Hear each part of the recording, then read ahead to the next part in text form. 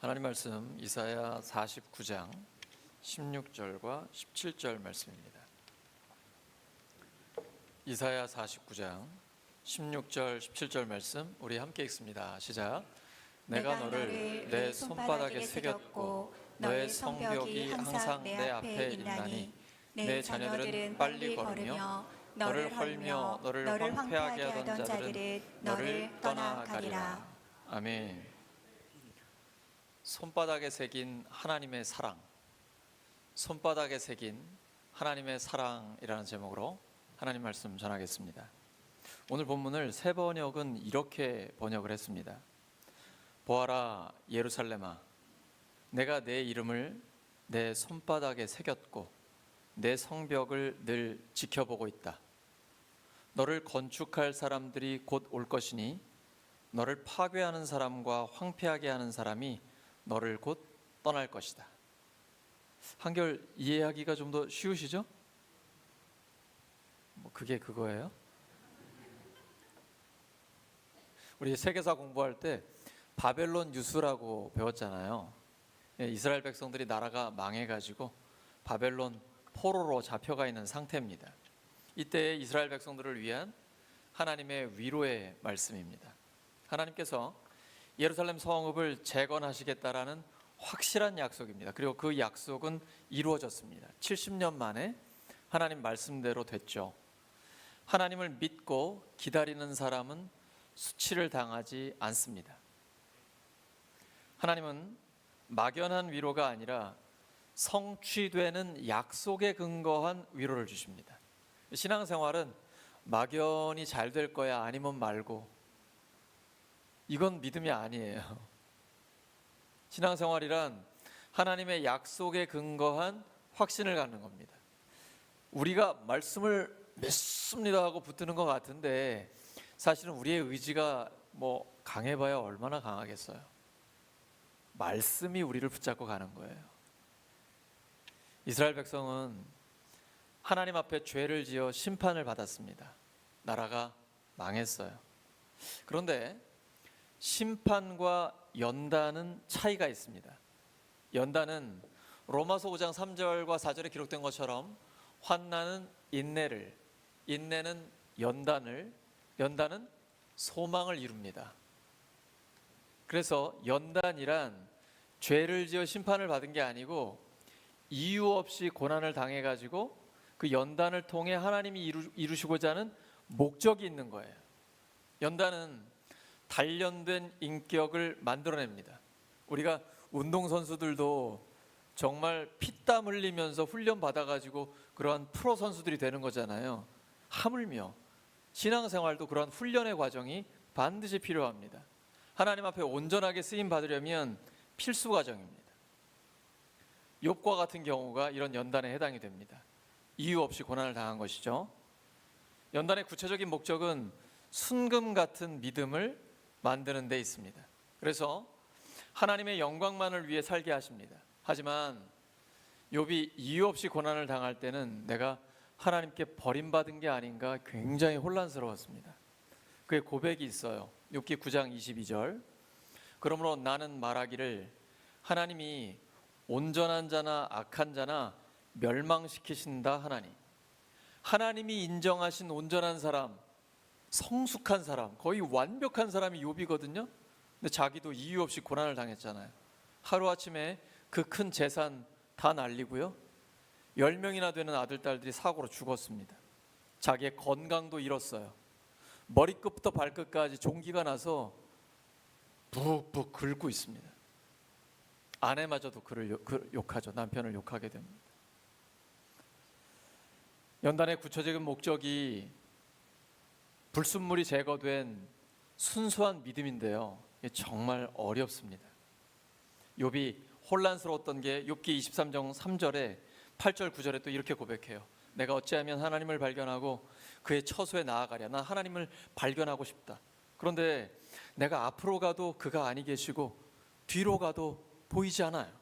그가 왼쪽에서 일하시나 내가 만날 수가 없고 그가 오른쪽으로 돌이키시나 배울 수가 없어요. 하나님이 살아계시다고는 하는데 나한테는 안 보여요. 느껴지지 않아요. 만날 수가 없어요. 너무 힘든 거예요. 사실 우리 안에는 생각보다 많은 찌꺼기들이 숨어 있습니다. 평소에는 드러나지 않아요. 고난의 용광로 속에 들어갔을 때 그때 이제 불순물이 떠오르기 시작합니다. 막 열받고요. 찌꺼기 나옵니다. 근데 이러한 불순물들이 빠지고 나면 순수한 믿음이 됩니다. 연단 받기 전에는 불량품으로 대충 쓰입니다. 연단을 받고 나면 정품이 됩니다. 어디에나 쓰임 받아요. 그때부터 용도가 달라집니다. 쓰이는 폭이 확 넓어져요. 욥은요, 죄 때문에 고난 받은 게 아닙니다. 1장 8절에 보시면 여호와께서 사탄에게 이르시되 내가 내 종 욥을 주의하여 보았느냐, 그와 같이 온전하고 정직하여 하나님을 경외하며 악에서 떠난 자는 세상에 없느니라. 하나님이 인정하셨어요. 하지만 하나님께서 단련하시니까 찌꺼기가 나왔습니다. 욥은 하루아침에 사건 사고로 재산과 자녀들과 내 건강까지 다 잃어버렸는데 하나님 앞에 원망하거나 불평하지 않았어요. 입술로 범죄하지 않았습니다. 그때 욥의 세 친구들이 그를 위로하러 왔습니다. 근데 여러분, 위로하러 가봤을 때 그 사람의 고통이 너무 심하면 뭐라고 할 말이 없잖아요. 그 부자가, 그 건강하고 좋은 자녀들을 10명이나 뒀던 사람이 하루아침에 폭삭 망해가지고 푹푹 긁고 있으니 무슨 말을 할 수가 있겠어요. 결국 욥은 자기의 생일을 저주합니다. 태어난 것 자체가 원망스러운 거죠. 욥기 3장 26절입니다. 나에게는 평온도 없고 안일도 없고 휴식도 없고 다만 불안만이 있구나. 욥기 10장 1절입니다. 내 영혼이 살기에 곤비하니 내 불평을 토로하고 내 마음이 괴로운 대로 말하리라. 이런 욥에게 친구들은 인과응보 사상을 이야기합니다. 아무도 몰라도 아마 너 하나님 앞에 무슨 죄를 지었을 거야. 그러니까 벌 받는 거지. 계속 이런 얘기를 해요. 욥은 동의하지 않습니다. 나 이유 없이 고난당하는 거라고. 나 하나님 앞에 온전하게 살았다고. 욥의 친구들은 욥에게 전혀 위로가 되지 않습니다. 오히려 마음에 괴로움을 더해 주었습니다. 그런데 욥이 연단을 받아들이기 시작합니다. 우리가 너무나 사랑하는 말씀, 욥기 23장 10절이죠. 내가 가는 길을 그가 아시나니, 그가, 하나님이 나를 단련하신 후에는 내가 순금같이 나오리라. 욥이 드디어 하나님의 단련을 받아들이기 시작합니다. 그러면서 그 다음에는 온전하지는 않아요. 하지만 이제 욥기의 후반부에 들어가면 하나님이 직접 말씀하시기 시작합니다. 내가 우주 만물을 창조했을 때 네 어디 있었니? 네가 이 우주 창조의 신비를 알고 있니? 네가 창조주라도 되는 거야? 하나님이 하나님의 말씀을 막 들려주세요. 욥이 그 말씀을 다 듣고 자기의 주장을 거두어 드립니다. 그리고 회개합니다. 욥기 42장 5절과 6절이에요. 여러분이 읽습니다. 시작. 내가 주께 대하여 귀로 듣기만 하였사오나 이제는 눈으로 주를 배움나이다. 그러므로 내가 스스로 거두어드리고 티끌과 제 가운데서 회개하나이다. 전에는 주님에 대해서 귀로만 들었는데 이제는 눈으로 확실하게 봅니다. 차원이 달라진 거예요. 내가 스스로 나의 주장을, 내 생각을 거두어 드리고 티끌과 제 가운데서 회개합니다. 드디어 욥에게 연단이 끝납니다. 하나님은 욥이 그의 세 친구들보다 더 옳다고 인정해 주십니다. 그리고 하나님은 욥에게 이전에도 부자였는데 재산을 갑절이나 더 주시고 자녀들도 10명을 새롭게 주십니다. 물론 이게 잃어버린 자녀들에 대한 위로가 되지는 않겠지만 마지막에 그렇게 마무리가 돼요. 우리도 마찬가지입니다. 하나님의 뜻을 깨닫고 온전하게 연단을 받을 때 고난이 끝납니다. 그리고 하나님의 위대한 역사를 위해 드디어 우리가 쓰임받게 됩니다. 하나님의 그 아름다운 무대에 우리를 올려주십니다. 베드로전서 4장 12절이에요. 사랑하는 자들아, 너희를 연단하려고 오는 불시험을 이상한 일 당하는 것 같이 이상히 여기지 말고, 연단 당하는 것 새가족들은 좀 부담스러울 수 있을 것 같아. 예수님 믿으면 복 받고 잘 되고 이런 얘기만 해주면 좋은데, 무서워서 예수 믿겠나 뭐 이런 생각하실 수도 있을 것 같은데, 새가족 때는 잘 안 그러세요. 연단은 받을만 할 때, 고린도전서 10장 13절입니다. 사람이 감당할 시험 밖에는 너희가 당한 것이 없나니 오직 하나님은 미쁘다는 건 신용이 100%라는 얘기예요. 하나님은 신용이 100%예요. 너희가 감당하지 못할 시험 당함을 허락하지 아니하시고 시험 당할 즈음에 또한 피할 길을 내사 너희로 능히 감당하게 하시느니라. 하나님은 욥처럼 거의 완벽한 신앙의 사람에게는 엄청난 연단을 주시지만 새가족들이 감당할 만한 시험이 있고 또 감당할 수 있게 해주십니다. 예수 믿으면 마귀가 방해할 때가 있어요. 예수 믿지 못하게 해요. 왜냐하면 영생을 얻고 하나님의 자녀로 당당하게 능력 있게 살아가야 되는데 그걸 못하게 하는 거죠. 자기랑 함께 지옥으로 끌고 가려고 여러 가지 시험이나 유혹이나 이런 걸 줄 때도 있어요. 그건 하나님이 주시는 건 아니에요. 네, 하나님이 이기게 해주십니다. 그러므로 특별히 새가족들은 어려움이 오면 믿음을 포기하는 게 아니라 더 하나님께 나아가야 돼요. 왜냐하면 하나님께 나아가는 것을 지금 사탄이 방해하고 있는 거거든요. 이걸 말씀으로, 기도로, 예배에 나와서 이기셔야 합니다. 요한복음 16장 33절입니다. 세상에서는 너희가 환난을 당하나 담대하라. 내가 세상을 이기었노라. 다시 한번 말씀드립니다. 우리가 하나님의 뜻을 깨닫고 온전하게 연단을 받을 때 고난이 끝납니다. 그리고 하나님의 위대한 역사에 쓰임받게 되는 것입니다. 연단에는 목적이 있어요. 하나님이 우리의 믿음을 순전하게 만드시는 겁니다. 근데 이게 잘 안 돼요. 우리한테 고집이 있거든요. 우리는 대개 나의 자랑과 욕망을 붙잡고 헛된 꿈에 사로잡혀 살아갈 때가 많습니다. 그리고 자기 방식대로 살려는 의지가 강합니다. 하지만 연단을 받으면 달라집니다. 하나님의 연단을 통과하고 나면 그 고집스럽고 자아중심으로 살던 삶의 방향이 바뀌기 시작합니다. 하나님께 순종하는 자세로 돌아서게 됩니다. 강팍하고 거칠었던 사람이 온유해지고 마치 속이 없는 사람처럼 아주 순수하고 단순해집니다. 자기 고집을 피우지 않고 하나님의 선하신 뜻으로 방향을 바꿉니다. 이게 온유함이죠. 예수님을 믿으면 믿을수록 온유하고 겸손해집니다. 왜 그럴까요? 예수님이 온유하고 겸손하시기 때문이에요. 근데 신앙생활을 오래 하면 오래 할수록 막 경직되고 외골 쓰고 율법적이고 정죄하고 비난한다. 신앙생활 잘못하는 거예요. 신앙생활을 바르게 하면 예수님처럼 온유하고 겸손해지는 거예요. 그래서 나 자신을 판단할 때, 자, 이 말씀을 지금 남에게 적용하시면 안 돼요. 나한테 적용해야 돼요.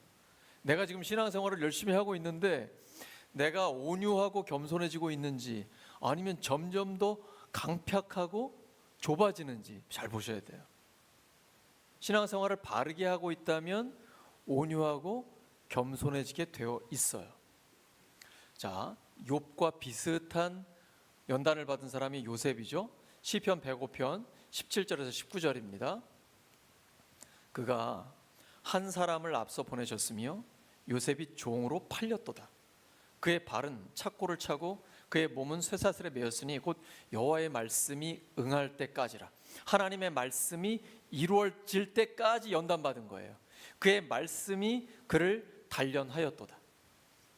하나님의 말씀이 요셉을 연단한 거예요. 하나님은 하나님의 구원 역사를 위해서 욥을 선택하셨고 그를 연단하셨습니다. 말씀이 그를 연단한 거예요. 요셉은 굉장히 힘든 인생을 살았지만 하나님의 놀라운 구원 역사에 쓰임 받았습니다. 시련이 영광이 되었습니다. 편하진 않았어요. 신앙생활의 목표는 편하게 사는 게 아니에요. 굉장히 힘들었지만 복된 삶을 살았습니다. 그리고 수많은 사람들에게 하나님의 복을 나누어 주었습니다. 연단을 통과한 사람은 순수해지고 생각이 맑아집니다. 인간적인 잡다한 욕심과 야망이나 숨겨진 의도가 없어집니다. 이게 신앙생활이에요. 우리 정치하는 사람들 사업할 때, 직장 생활에서, 학교에서 인간관계할 때 그 사람 이야기를 딱 들으면 순수하게 받아들여집니까? 저 인간의 숨은 의도가 무엇인가? 특별히 정치인들 뭔가 다른 의도가 있지 않을까? 그러니까 계속 머리를 막 굴려야 되는 거죠. 피곤해지는 거예요. 근데 신앙생활은 하면 할수록 편안해져요. 숨겨진 의도 없이 순수한 믿음으로 살기 때문이에요. 그냥 맑고 깨끗하고 선명하고 투명합니다. 누가 어디에서 어느 각도로 봐도 순전한 사람이 됩니다. 그것은 모든 가지치기가 다 끝나고 하나님을 향한 거룩한 목표가 정확하게 세워졌기 때문이에요. 그거 말고는 다른 데 관심이 없어요. 어떤 일이 일어나든 상관없어요. 바로 여기서 인생의 능력이 생깁니다. 멋진 인생이 되는 거예요. 인생의 관역을 정확하게 하나님께 맞추고 있는 거예요. 하나님의 거룩한 목적 안에서 경험한 아픔들이 있습니다. 근데 이건 상처로 남지 않고 사명으로 바뀝니다. 아픔이 깊을수록 사명은 커집니다. 시련이 클수록 하나님의 부르심은 더 강력합니다. 연단은 하나님의 목적을 위해 온전히 쓰임받기 위해서 반드시 거쳐야 하는 과정입니다. 지금은 하늘나라에 계신 저희 어머니께서는 연단을 참 많이 당하셨어요. 그 노량진 수산시장에서 장사를 오랫동안 하셨습니다. 제가 어머니 손을 잡아보면 남자 손보다 더 거칠었어요. 아주 두툼하고 굳은 살도 배겨 있고요. 두 아들 키우시느라고 최선을 다했던 사랑의 흔적입니다. 하나님 오늘 본문에서 이렇게 말씀하세요. 내 손바닥에 너의 이름을 새겼다. 마치 조각가가 사랑하는 자녀의 이름을 돌에 새기는 것처럼 하나님의 손바닥에 우리의 이름을 새겨주신 거예요. 영원히 기억하시겠다는 겁니다. 결코 잊지 않으세요. 그리고 우리를 보호해 주십니다. 회복시켜 주세요. 이 오늘 본문을 통해서 하나님의 사랑이 어떤가 구체적으로 한번 우리가 묵상을 해보겠습니다. 이 손바닥에 새겼다라는 것은 단순히 기억한다는 걸 넘어섭니다. 깊은 헌신, 영원한 사랑을 상징합니다. 근데 반면에 인간의 사랑은 종종 변합니다. 올해는 유난히 제가 결혼식도 많고 주례도 있고 축복기도도 하고 그러는데요. 신혼 부부들을 보면 그냥 눈빛이 반짝반짝합니다. 서로 없으면 죽을 것 같아요. 사람의 사랑은 변하죠. 감정에 따라 사랑이 흔들릴 때가 많습니다. 하지만 하나님의 사랑은 결코 변하지 않습니다. 말라기 3장 6절이에요. 나 여호와는 변하지 아니하나니 그러므로 야곱의 자손들아 너희가 소멸되지 아니하리라. 하나님의 사랑은 무조건적입니다. 우리의 행위에 따라 달라지지 않아요. 영원히 변하지 않습니다. 예수님께서 십자가에 달리셨을 때 그 손과 발에는 못자국이 새겨졌습니다. 예수님의 손바닥에 있는 못자국은 우리를 향한 영원한 사랑의 증거입니다. 도마에게 이렇게 말씀하셨죠. 요한복음 20장 27절입니다. 내 손가락을 이리 내밀어 내 손을 보고 내 손을 내밀어 내 옆구리에 넣어보라. 그리하여 믿음 없는 자가 되지 말고 믿는 자가 되라. 하나님께서 우리의 이름을 하나님의 손바닥에 새기셨다는 것은 예수님의 그 십자가에 못 박힌 손을 가리키고 계십니다. 영원한 하나님의 사랑을 그것으로 표현해 주신 것입니다. 그런데 우리는 때때로 하나님이 우리를 잊으셨다라고 느껴질 때가 있어요. 신앙생활이 느낌이 아닙니다. 느낌대로 하면 하나님을 믿을 수 없어요. 느낌은 변하기 때문이에요. 하나님의 약속에 근거한 믿음을 가지셔야 돼요. 하나님의 말씀은 천지가 없어져도 없어지지 않습니다. 우리는 영원한 하나님의 약속에 근거한 믿음을 갖는 것입니다. 이스라엘 백성도 바벨론 포로로 끌려가 절망 가운데 있을 때 그런 생각했어요. 하나님이 우리를 잊어버렸다. 그때 하나님이 이사야 49장 15절에 말씀하십니다. 여인이 어찌 그 젖 먹는 자식을 잊겠으며 자기 태에서 난 아들을 긍휼히 여기지 않겠느냐. 그들은 혹시 잊을지라도 나는 너를 잊지 아니할 것이라. 우리 아이들 어릴 때 양육하면 엄마들은 정말 거의 소머즈 같습니다. 아빠들은 좀 다른 것 같아요. 저만 그런지 모르겠지만 저는 밤에 잘 잤거든요. 근데 제 아내는 아이의 그 움직임이나 소리에 굉장히 민감해요. 이게 엄마죠. 자기 태에서 나온 그 아이를 자기 생명보다 더 소중하게 보호하는 것이죠. 근데 간혹 뉴스 보면 이상한 엄마가 있긴 한데 자기가 낳은 아이를 그러니까 자기가 낳은 아이를 그냥 버리는 경우도 가끔 있잖아요. 만약에 그런 경우가 있다 할지라도 정상적인 엄마는 그런 일이 없겠지만 하나님은 우리를 잊지 않으시겠다라고 말씀하고 계십니다. 우리의 삶이 고난과 어려움 속에 있을 때 하나님의 사랑과 약속은 여전히 우리 곁에 있습니다. 영원히 기억하세요. 하지만 우리는 힘들 때일수록 그런 생각이 들어요. 하나님이 나를 잊으신 것 아닌가? 나를 버리신 거 아닌가? 세상에서 가장 비참한 것이 있다면 버림받은 것과 잊혀진 것 아닐까요? 사람들에게 버림받으면 깊은 상처를 받게 됩니다. 그리고 화가 나고 서운하기도 하고요. 이게 심해지면 우울증에 걸릴 수도 있어요. 우리 삶에 찾아오는 가장 큰 어려움 중에 하나는 고립감입니다.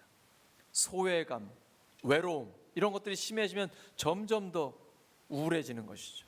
인간은 본능적으로 소속감과 친밀감을 갖기 원합니다. 어디엔가 소속되어 있다는 것은 안정감을 줘요.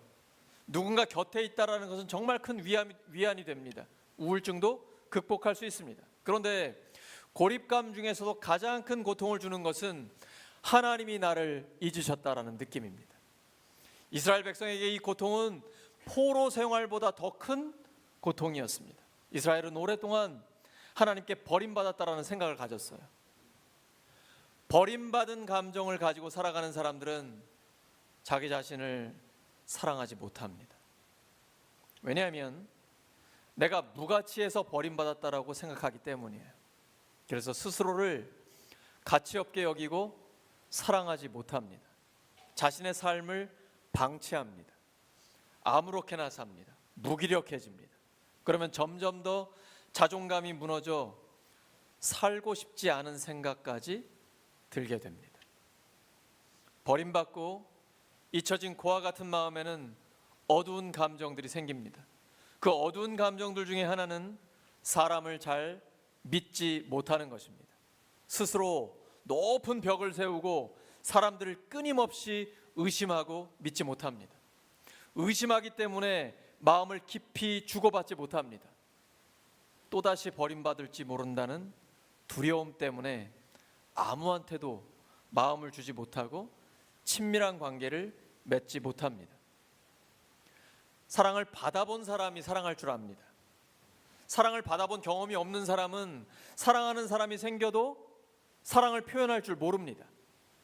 사랑을 어떻게 표현하는지 본 적이 없기 때문에 할 수가 없는 거예요. 따뜻한 사랑을 받아본 경험이 없는 사람들은 감정 표현이 굉장히 서툴러요. 좋아도 좋다고 말을 못합니다. 그래서 차갑고 엄격한 부모 밑에서 자란 사람들은 고아의 심정과 같은 감정을 갖고 있습니다. 부모와 함께 살고 있기는 한데 부모로부터 진정으로 마음이 오고 가는 사랑의 관계를 경험해 본 적이 없기 때문이에요. 그래서 그 안에 어두운 감정들이 자리 잡는 것입니다. 신앙생활을 율법적으로 하는 사람도 이럴 수 있어요. 굉장히 조심스러워요. 부모는 아주 조심해야 돼요. 신앙생활이 종교생활이 되면서 해라 하지 마라 이것만 생각해가지고 아주 율법주의적으로 엄격하게 자녀들을 대하게 되면 차갑습니다. 부모에게서 따뜻한 하나님의 사랑을 느낄 수가 없는 거예요. 그러다 보면 어두운 감정들이 자리 잡게 되고 이게 오래되면 이런 사람들은 인간관계가 순탄하지 못합니다. 관계가 깊어질만 하면 깨져요. 친밀한 관계를 맺지 못해요. 그러면서 자기도 모르게 더 깊은 고립감을 느끼면서 외로운 인생을 살게 됩니다. 이스라엘 백성들, 하나님께 버림받았다, 이제 나만 남았다, 이런 생각을 갖게 되는 거죠. 근데 하나님이 말씀으로 다가오십니다. 너의 이름을 내 손바닥에 새겼다. 나는 너를 영원히 잊지 않는다. 그동안도 단 한 번도 너를 잊은 적이 없다. 마치 엄마가 젖 먹는 자식을 돌보는 것처럼 우리를 보호하신다라고 말씀하고 계십니다. 하나님 우리를 외면하지 않으십니다. 때가 됐을 때 이스라엘 백성을 정확히 구해내셨습니다. 하나님은 우리를 버리시지 않습니다. 근데 사람은 하나님을 잘 버립니다. 하나님이 버림 받으시는 것이죠. 예수님은 십자가에서 엘리 엘리 라마 사박다니라고 절규하셨습니다. 나의 하나님 어찌하여 나를 버리셨나이까. 우리 때문에 예수님이 버림을 받으신 것입니다. 지금도 내가 내 삶에 취해서 내 마음대로 내 뜻대로 하나님 생각하지 않고 살고 있는 그 시간, 내 뜻대로 살고 있는 숱한 시간이 바로 하나님이 버림받고 계신 시간입니다. 그럼에도 불구하고 하나님은 한 번도 우리를 잊지 않으십니다.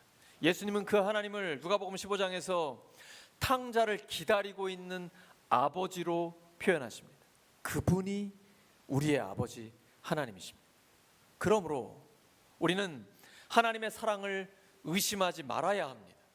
그러나 사탄은 끊임없이 하나님의 사랑을 의심하게 만듭니다. 의심이 가장 무서운 병입니다. 왜냐하면 하나님의 약속을, 하나님의 사랑을, 하나님의 살아계심을 의심하기 때문에 신앙이 송두리째 흔들립니다. 하루아침에 무너져요. 이러한 의심을 예수 그리스도의 이름으로 물리치고 말씀을 묵상하면서 하나님의 마음을 읽을 수 있어야 합니다. 요한일서 4장 7절이에요. 사랑하는 자들아, 우리가 서로 사랑하자. 사랑은 하나님께 속한 것이니 사랑하는 자마다 하나님으로부터 나서 하나님을 알고, 사랑은 하나님께 속한 것입니다. 사랑 빼면 아무것도 없는 거예요. 교회에, 목장에, 가정에 그리스도인에게 사랑이 없다, 그럼 아무것도 없는 거예요. 사랑이 있다, 그러면 모든 게 있는 거예요. 하나님의 말씀을 다 성취한 거예요. 이 하나님의 사랑을 의심하는 순간 영적인 위기가 찾아옵니다. 특히 어려움과 고난이 길어질 때 사람들은 하나님의 사랑을 의심합니다. 마귀는 그 때를 놓치지 않고 이렇게 속삭입니다.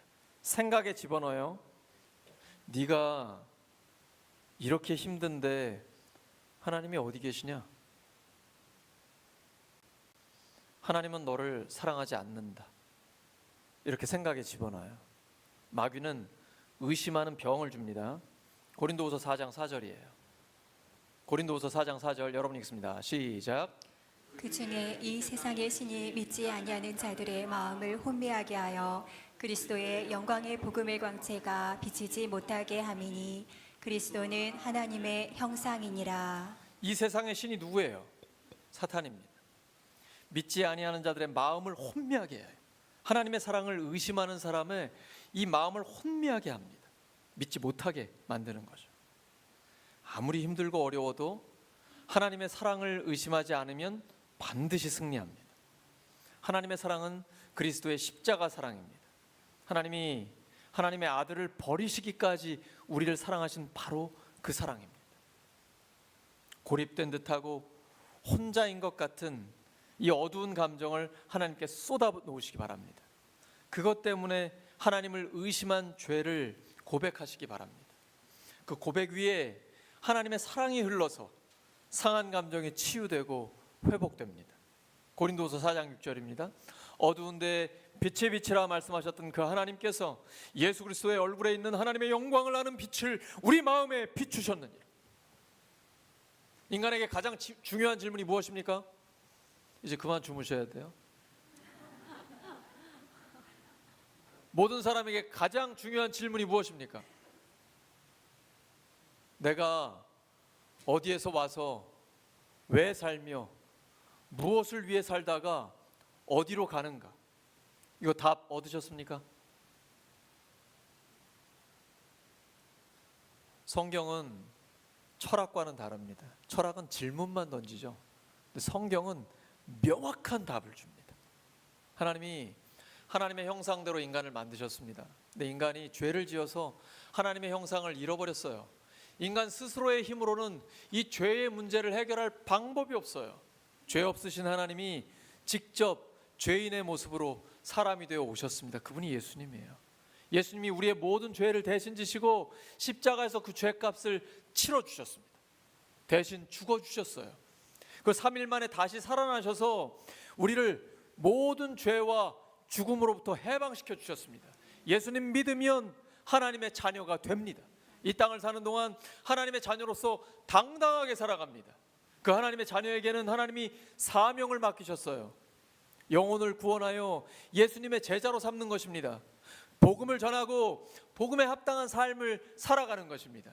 우리가 무엇을 하건 직업이 무엇이건 간에 어디에 있건 간에 이 사명을 함께 감당하는 것입니다. 그리고 하나님이 부르시면 언제라도 기쁨으로 천국에 가는 것입니다. 답이 되셨습니까? 이것이 복음이에요. 이 복음을 담대하게 거침없이 전하고 복음에 합당한 삶, 이 복음의 정신대로 예수 그리스도를 따라 살아가는 삶, 그 삶에 하나님의 능력이 있는 것입니다. 하나님은 우리를 영원히 보호하시겠다고 약속하셨습니다. 너의 성벽이 항상 내 앞에 있다. 성벽은 보호거든요. 안정이거든요. 우리를 지켜주시겠다라는 거예요. 부활하신 주님이 마태복음 28장 20절에 약속하셨어요. 볼지어다 내가 세상 끝날까지 너희와 항상 함께 있으리라. 이 성벽, 하나님이 예루살렘 성벽을 보고 계신다라는 말씀은 이스라엘 백성들에게 엄청난 위로가 됐습니다. 왜냐하면 실제로는 성벽이 다 무너졌거든요. 나라가 망했거든요. 근데 하나님께서는 회복시키신다라고 약속해 주셨어요. 실제로 그렇게 이루어집니다. 시편 121편 5절에서 7절입니다. 여호와는 너를 지키시는 이시라. 여호와께서 내 오른쪽에서 내 그늘이 되시나니 낮에 해가 너를 상하게 하지 아니하며 밤에 달도 너를 해치지 아니하리로다. 여호와께서 너를 지켜 모든 환난을 면하게 하시며 또 내 영혼을 지키시리로다. 지금 이사야 49장 17절에서 자녀들이 빨리 걷는다라는 것은 이 예루살렘 성벽을 재건할 건축자들이 돌아온다는 얘기예요. 그리고 그것을 허물었던 자들, 너희들의 대적은 떠나가게 될 것이다. 하나님이 약속해 주십니다. 에스겔 37장 마른 뼈들이 하얗게 골짜기에 있습니다. 근데 성령의 역사로 하나님이 생기를 불어넣으시자 마른 뼈가 살아납니다. 그리고 큰 군대가 됩니다. 이것이 성령의 역사예요. 하나님께는 불가능이 없습니다. 그래서 믿는 자에게는 모든 것이 가능합니다. 내게 능력 주시는 자 안에서 내가 모든 것을 할 수 있습니다. 하나님의 사랑은 죽음도 이길 수 있는 회복의 능력을 갖고 있습니다. 하나님의 사랑은 회복을 이루시는 사랑입니다. 하나님은 이렇게 마음 표현하세요. 예레미야 29장 11절입니다. 여호와의 말씀이니라 너희를 향한 나의 생각을 내가 아나니 평안이요 재앙이 아니니라. 너희에게 미래와 희망을 주는 것이니라. 결국 이스라엘은 바벨론 포로에서 돌아왔어요. 느헤미야를 통해서 성벽이 재건되었습니다. 하나님께서 예루살렘을 회복시키셨습니다. 우리의 삶에도 하나님은 회복시켜 주십니다. 이미 시작하셨고 시작하신 하나님은 반드시 그 회복을 완성해 주십니다. 우리가 아무리 어려운 상황 속에 있다 하더라도 하나님의 약속을 붙들어야 합니다. 하나님의 손바닥에 우리의 이름이 새겨져 있습니다. 하나님은 우리를 보호하시고 우리를 회복시켜 주십니다. 사랑하는 우리 울산교회 성도 여러분, 마치 조각가가 사랑하는 자녀의 이름을 돌에 새기는 것처럼 하나님은 우리의 이름을 하나님의 손바닥에 새기셨습니다. 하나님은 우리를 영원히 잊지 않으십니다. 기억하십니다. 그리고 보호하시고 회복시켜 주십니다. 하나님의 사랑은 변하지 않습니다. 우리는 연약하지만 하나님의 그 사랑은 영원히 계속됩니다. 그리고 그 사랑 안에서 소망을 품기를 하나님은 바라고 계십니다. 손바닥에 새긴 하나님의 사랑을 끊임없이 경험하는 우리 모두가 되기를 예수 그리스도의 이름으로 축원합니다.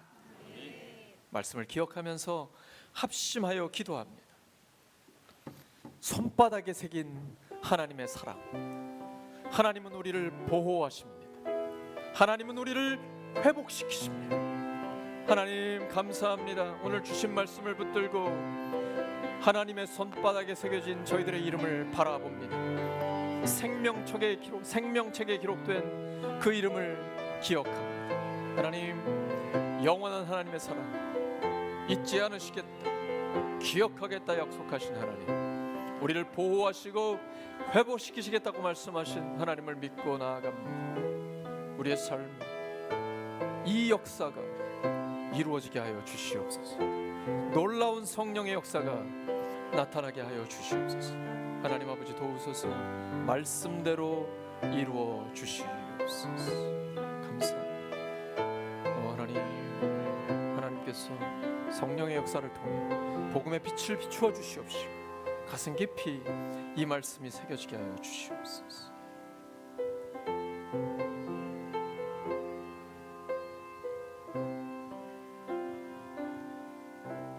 감사드리며 예수님의 이름으로 기도드립니다.